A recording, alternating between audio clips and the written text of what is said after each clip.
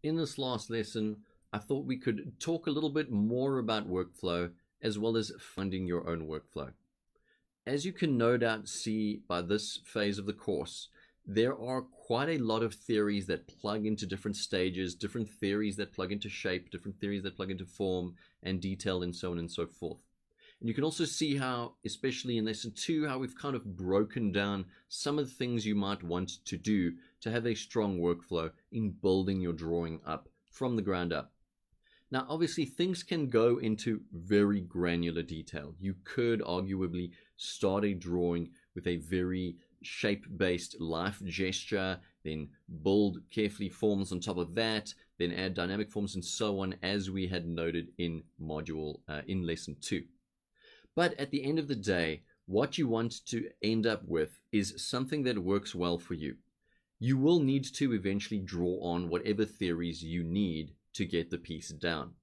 And you'll find that when you're moving to a two-stage workflow, you end up combining multiple types of theories together. So for example, you would be drawing from your gestural knowledge, let's say shape-based gestures where we have dynamic shapes. You might draw a character that has a form-based chest, a form-based head, and then for the limbs you simply just do shape-based gestures for the limbs. And why not? Because you ultimately say to yourself, well, I really do understand what the form is going to look like on top.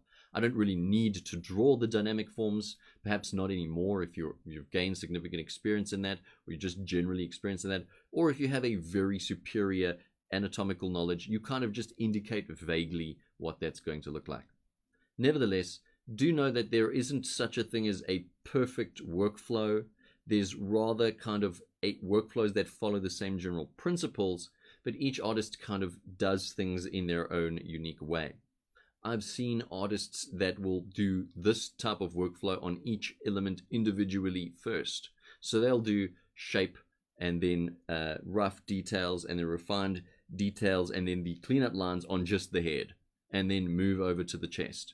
And they build the entire image piece by piece. And that is totally doable, right? If you think like that or if that works for you, then do it. That is totally doable. And conversely, I've seen artists that need to do everything in a very long, perhaps very in-depth workflow where they want to get the gesture absolutely perfect. Then they want to get the dynamic forms absolutely perfect. Then they want to get the anatomy absolutely perfect. However, over time, you will find yourself molding and bringing in all the elements that you need using the theories simultaneously.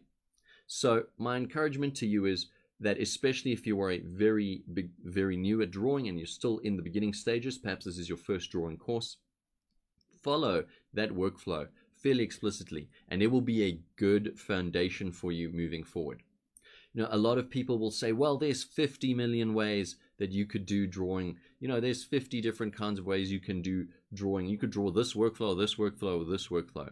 But I strongly believe that if you teach someone to do one thing very well, they have a foundation. Then when they can do that one thing very well, let them go and explore the other types of workflows. So I say to you, definitely learn from this workflow, use it, build on it. You understand how the theory at this stage of the course plugs into it.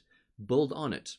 So learn this particular workflow well, use it, be successful with it, and then of course explore how you can either make it shorter, make it quicker, improve on it. Perhaps you can make it more efficient for yourself, etc., etc. Perhaps you get to a phase where you even draw in one stage. You don't even have a two-stage workflow of rough and refine.